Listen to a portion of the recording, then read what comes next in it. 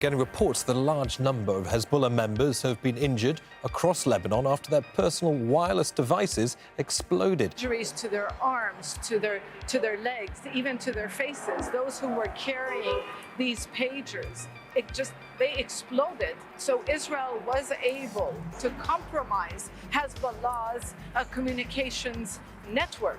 They are calling on doctors and nurses to head to hospitals to help with this mass casualty event. Today, Israel launched one of the most unique attacks ever against Hezbollah. Hundreds of Hezbollah operatives had their pagers explode at the same time, which resulted in hundreds of injuries based on early reports. Here are two incidents that were actually caught on camera in Lebanon. This happened so quickly and at such a scale that hospitals overflowed with wounded Hezbollah fighters within hours, and the government had to put out an emergency call for blood donations from the public. Early reports show that Iran's ambassador to Lebanon, Mustafa Amani, was injured in the explosion too. So why is Israel attacking Hezbollah in Lebanon? Well, the history between them is long. But recently, on the 8th of October, the Lebanese armed group Hezbollah fired a barrage of rockets into Israel. The militant group launched guided rockets and artillery shells at Israeli-occupied positions in Shebaa Farms, causing damage and sparking the prospect of war on two fronts for Israel. The attack followed a praising of Hamas by Hezbollah, as the group promoted Hamas's killings and attacks. As you might expect, Israel has been retaliating with drone strikes and artillery fire on Hezbollah positions near the Golan Heights Lebanon border. Hezbollah has not taken this lying down, as they have fired missiles across the border into Israel in a show of what the group calls solidarity with Hamas. This has been ongoing in waves, threatening to further expand and escalate an already unbearable conflict. One can only wonder what this will ultimately lead to. So who or what is Hezbollah? Why is it attacking Israel, and does this mean that Israel is outnumbered now? Also, why is Lebanon finding itself at odds with Israel? I'm going to answer these and more questions in today's video as we explore more on the violence that is reigning in the Middle East that has now brought Lebanon into play. First and foremost, please be sure to hit the like on this video as it helps us out with the algorithm, and let's start. We'll start with the obvious, Hezbollah. Hezbollah, meaning Party of God, is an Iran-backed Shia Muslim militant and political group based here in Lebanon. The group was formed in 1982 during Lebanon's 15-year civil war in response to Israeli forces invading southern Lebanon to expel Palestinian militants attacking Israel. I'll dive more into that incident later on in the video. You see, Iran formed the group with the objective to play a role in the Arab-Israeli conflict in support of Palestinians and to become a prominent regional actor. Now, the militant group has risen from a shadowy faction to a heavily armed force with major sway over the Lebanese state. The U.S. designates Hezbollah as a terrorist group associated with numerous attacks on civilians around the world, including bombings at U.S. and French military barracks in Beirut in 1983 that killed around 300 people. The European Union classifies Hezbollah's military wing as a terrorist group, but not its political arm. Yes, there is a political arm, a military arm, and other arms. Much like Hamas, it too operates with different wings, each assigned to a different set of tasks. It holds a great deal of power in Lebanon in the form of its Shiite political party, which holds 62 seats in the country's parliament alongside its Iran-backed proxy militant unit. For those of you who might be wondering why another militant group is worth the talk and effort after so much destruction has already occurred, let me stop you right there. Hezbollah is not just some small, disorganized group. Hezbollah is what Hamas really wants to be like when it grows up. As bad as their terrorist actions have been, Hamas is weak when compared to the likes of Hezbollah. The militant group is a much more formidable fighting force and is widely recognized as the most powerful non-state military in the world. Its military wing has grown to overtake Lebanon's army as the main military force in the country, and it is powerful enough to defeat most Arab armies, making it the most powerful non-state actor in the region. The group is well funded too, with the U.S. State Department saying that Iran provides most of Hezbollah's training, weapons, and funding, to the tune of hundreds of millions of dollars a year. To no one's surprise, despite Israel's attacks on Lebanon that have resulted in a few deaths, Hezbollah's deputy chief Naim Qassem has reiterated that his party was fully ready to contribute to the fighting. His exact words at a rally were, "The behind-the-scenes calls with us by great powers, Arab countries, envoys of the United Nations, directly and indirectly telling us not to interfere, will have no effect." What he's saying is the militant group will not be swayed into non-involvement. So now that we know what the militant group attacking Israel is, let's step out of the frame so that we see Lebanon and how exactly it is involved in this.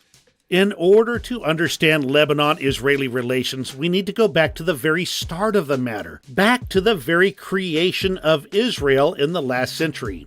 It all started with the big question surrounding Palestine and its land. You see, back in the day, the Ottoman Empire controlled that part of the Middle East from the early 16th century.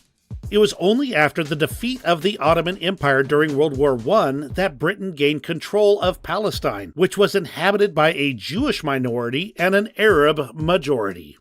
At the time, both Israelis and Palestinians were struggling for self-determination and sovereignty over the territory, developing respective movements for their causes. In the years leading up to the end of the First World War, the great powers were already carving out land for distribution. In fact, in 1916, the Sykes-Picot Agreement that was secretly negotiated between Britain and France planned to carve up the Middle East into spheres of influence and determined that the land in question was to be internationalized. The following year, in 1917, Britain's Foreign Secretary, Lord Arthur Balfour, expressed his government's support for the establishment in Palestine of a national home for the Jewish people in a letter to Baron Walter Rothschild, the head of the British wing of the influential European Jewish banking family. We will talk about the Rothschild family in another video. You would not believe the power this family wields. Nevertheless, this letter by Lord Arthur Balfour is where the conflict begins. To the Israelis, this official letter marks a formal utterance of the Israeli state's right to exist. But to Palestinians, it was an early sign of their dispossession. The letter marked the beginning of a slicing up of their ancestral land. The declaration in the letter also noted that it was clearly understood that nothing shall be done which may prejudice the civil and religious rights of existing non-Jewish communities in Palestine, nodding to the overwhelming majority Arab population in the region at the time, who were about 80% of the population. As the years progressed and the Jews began to be persecuted, with particular emphasis on the horrible Nazi persecutions and the Holocaust, more and more Jewish people migrated to Palestine seeking a home. Throughout all this, both sides continued to assert their right to establish a state. This led to heavy friction between Jews and Arabs, as well as resistance to British rule. In 1947, the United Nations voted to divide Palestine into separate Jewish and Arab states, with Jerusalem under international administration. That is the key part of all of this. The land was to be divided into two states, one Arab and one Jewish. Naturally, the Jewish leadership embraced the plan, but the Arab side rejected it, arguing that it was unfavorable to their majority population, and it was never implemented. The following year, unable to end the strife, British authorities withdrew and Jewish leaders immediately proclaimed the founding of Israel as a state. Many Palestinians naturally objected, and a war ensued as creating a Jewish state meant a dividing of the territory, and also since no separate state for Arab Palestinians was established. Enter Lebanon. I want you to take a look at where Lebanon is relative to Israel and the whole region at large so you can understand a lot of what I'll be mentioning.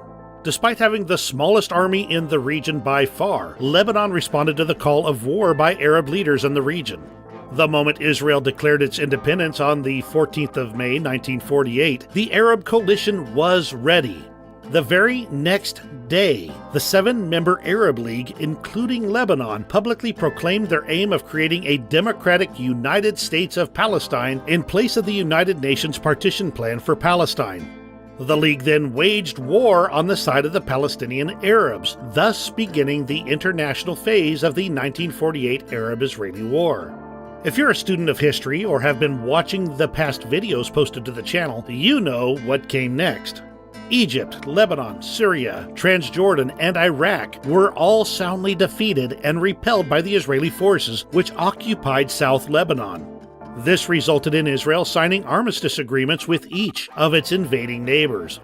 The armistice with Lebanon was signed on the 23rd of March 1949 specifically. As part of the agreement with Lebanon, Israeli forces withdrew to the international border. By the conclusion of that war, Israel had signed ceasefire agreements with all of the neighboring Arab countries. The territory it now controlled went well beyond what had been allocated to it under the United Nations partition plan, incorporating much of what had been promised to the Palestinian Arabs under the plan. However, it was understood by all the state parties at the time that the armistice agreements were not peace treaties with Israel, nor the final resolution of the conflict between them, including the borders. It was merely the aftermath of war where the defeated had little to no say. This is where it begins to get interesting. Because much of the land was now owned by Israel, there was a mass immigration of Palestinians who had been living in those areas previously. Some say they fled, some say they immigrated, and some say they were forced out. I suppose each side has its own version. The point is that about 700,000 Palestinians fled, seeking new areas and new homes as they entered neighboring countries. By 1949, there were around 110,000 Palestinian Arabs in Lebanon living in camps established by and administered by the United Nations Relief and Works Agency for Palestine Refugees in the Near East. The movement of this many Palestinians into the country created some problems of its own. You see, the vast majority of the refugees were Muslim, and at the time Lebanon was a Christian country. The Lebanese Christians feared that the Muslim influx would affect their political dominance and their assumed demographic majority. Accordingly, they imposed restrictions on the status of the Palestinian refugees. These restrictions included stipulations that the refugees could not work, travel, or engage in political activities. At first, the effects of these weren't really seen because, well, for starters, these refugees had just fled home and were living in camps. Secondly, the refugees were too impoverished to develop a leadership capable of representing their concerns. As time went on, the Palestine Liberation Organization, still at war with Israel, started recruiting militants in Lebanon from among the families of Palestinian refugees who had left Israel in 1948. Keep this point in mind, I'll come back to it soon. When war again reared its head in the 1967 Six-Day War, Lebanon rejected calls by other Arab governments to participate. The simple reason for this was Lebanon was far too weak to risk conflict with Israel. However, although Lebanon played no role in that war, it was not spared the implications that followed by the Arab states. Immediately after the war, because of the weakness of its central government and its proximity to Israel, Lebanon was identified by the Arab world as an ideal base for Palestinian terror. Again, I direct you back to the map. See how geographically well-positioned Lebanon is, especially if you are someone planning an attack on Israel, which, well, the Arab states were. From 1968 onwards, the Palestine Liberation Organization began conducting raids from Lebanon into Israel, and Israel began making retaliatory raids against Lebanese villages to encourage the Lebanese people to deal with the problem. However, tensions kept heightening. After an Israeli airline was machine-gunned at Athens Airport, Israel raided the Beirut International Airport in retaliation, destroying 13 civilian aircraft. This added animosity towards Israel from the Lebanese. This was the problem that Lebanon had. The unarmed citizenry could not expel the armed foreigners, while the Lebanese army was too weak militarily and politically. This meant they were now both at the mercy of Israeli retaliation and the Arab forces gathering within their country. The Cairo Agreement of November 1969 gave the PLO special status in Lebanon, and after their defeat in Jordan in September 1970, Yasser Arafat, then chairman of the PLO, the entire Fatah leadership, and its fighting force moved into southern Lebanon. This is when Lebanon officially became a training ground for terrorists from all over the world. The PLO was able to recruit sympathizers from other terrorist organizations and from the hundreds of thousands of Palestinian refugees in camps across the country. During the 1970s, PLO terrorists carried out hundreds of cross-border attacks on Israel from Lebanon. One of the worst was the Ma'alat massacre, in which 26 people, including 21 students, were held hostage and killed in a school in the northern Israeli town of Ma'alat. Israel, on top of regular attacks, would also make it a point to retaliate against its enemies on Lebanon's land. A good example of this is how, in reaction to the 1972 Munich massacre, Israel carried out Operation Spring of Youth. Members of Israel's elite special forces landed by boat in Lebanon on the 9th of April 1973. And with the aid of Israeli intelligence agents, infiltrated the PLO headquarters in Beirut and assassinated several members of its leadership. Within Lebanon itself, trouble was brewing. Do you remember the Christian majority I spoke of earlier? Well, about that. You see, the influx of Palestinian fighters into Lebanon upset the delicate balance between Muslims and Christians in the country, and in 1975 led to civil war. Lebanese Christians seeking to restore the ethnic balance and free the country from growing PLO control looked to Israel for support. The two sides had a common interest: to drive the terrorists from their Lebanese base. Two Christian enclaves supported by Israel were set up in the south. That led to the establishment of the Israeli-backed South Lebanon Army under Major Saad Haddad. Beginning in May 1976, Israel supplied the Maronite militias, including the Lebanese forces led by Bakir Gamayal, with arms, tanks, and military advisors. The border between Israel and Lebanon was at the time nicknamed the Good Fence because of the alliance between the nations. Fearing loss of commercial access to the port of Beirut, in June 1976, Syria intervened in the civil war to support the Maronite-dominated government, and by October had 40,000 troops stationed within Lebanon. However, this was short-lived, as Syria soon switched sides. Much like Israel, the Syrians had used the civil war to gain a foothold in Lebanon. They had intervened in 1976, first on the side of the Christians, then on the side of the PLO. With close Syrian support, the PLO grew bolder and started to attack Israel, launching raids and the like. In July 1981, they launched a huge artillery barrage on northern Israel. Full-on war was narrowly averted through last-minute American mediation. The peace, however, was short-lived, as it only lasted a year. After that, Israel launched Peace for Galilee, an operation designed to drive the PLO and the Syrians from Lebanon, and pave the way for a peace treaty with the Lebanese Christian leadership under the charismatic Bashir Gamayal. In June 1982, Israeli ground forces quickly overran PLO positions in southern Lebanon. The Israeli army laid siege to Beirut, and during the conflict, according to Lebanese sources, between 15,000 and 20,000 people were killed, mostly civilians. On August 30th, Arafat and the rest of the PLO leaders were forced to leave Lebanon after intense Israeli shelling of Beirut.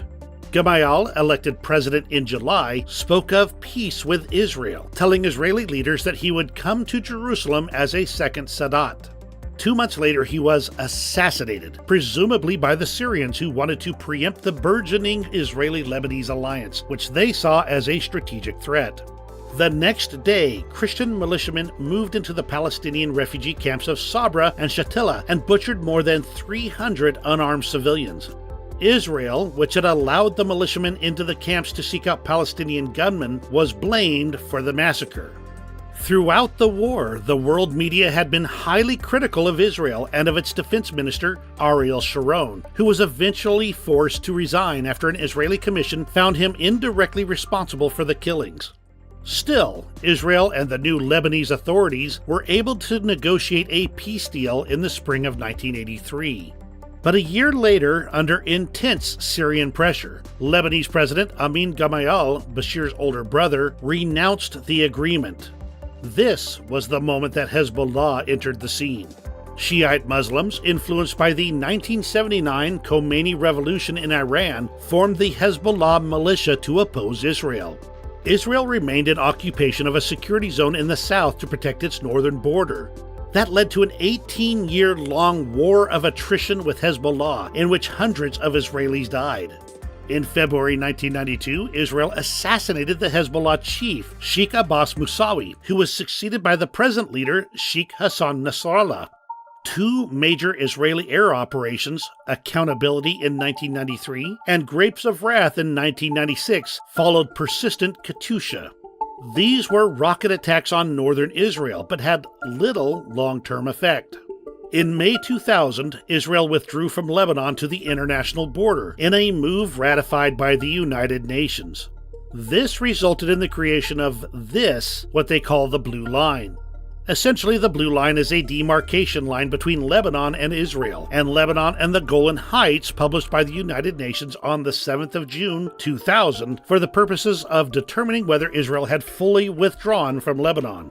It has been described as temporary and not a border, but a line of withdrawal. On the other hand, Hezbollah moved militiamen down to the border, and like the PLO before them, created a state within a state in the south. In September 2004, the UN Security Council passed Resolution 1559, which called for the removal of Syrian forces from Lebanon and the dismantlement of all militias, including Hezbollah. The Syrians and Hezbollah ignored it, but the Syrians eventually had to pull out of Lebanon following some very uncalled for actions. You would think peace would have reigned at last, but no. In the 6 years following Israel's withdrawal, Hezbollah, with Syrian and Iranian support, had built up an estimated force of 12,000 to 14,000 Katyusha rockets capable of hitting a wide range of Israeli cities, towns, and villages. Under the Katyusha umbrella, Hezbollah militiamen felt that they could carry out cross-border attacks with relative impunity, confident that Israel would refrain from sharp retaliation for fear of triggering a massive bombardment of its civilian population. Moreover, both the Iranians and Syrians could use the Hezbollah threat to pressure Israel or intimidate their critics in the international community. By mid-2006, the situation had become strategically unacceptable to Israel. Tensions were high, and all that was needed was one more spark. And that spark came in July 2006. As you can expect, that's when things went boom. On July 12th, Hezbollah initiated diversionary rocket attacks on Israeli military positions near the coast and near the Israeli border village of Zarit.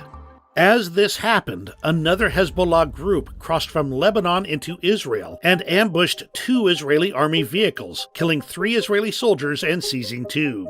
Hezbollah promptly demanded the release of Lebanese prisoners held by Israel, including Samir Kuntar, and an alleged surviving perpetrator of the Coastal Road massacre, in exchange for the release of the captured soldiers.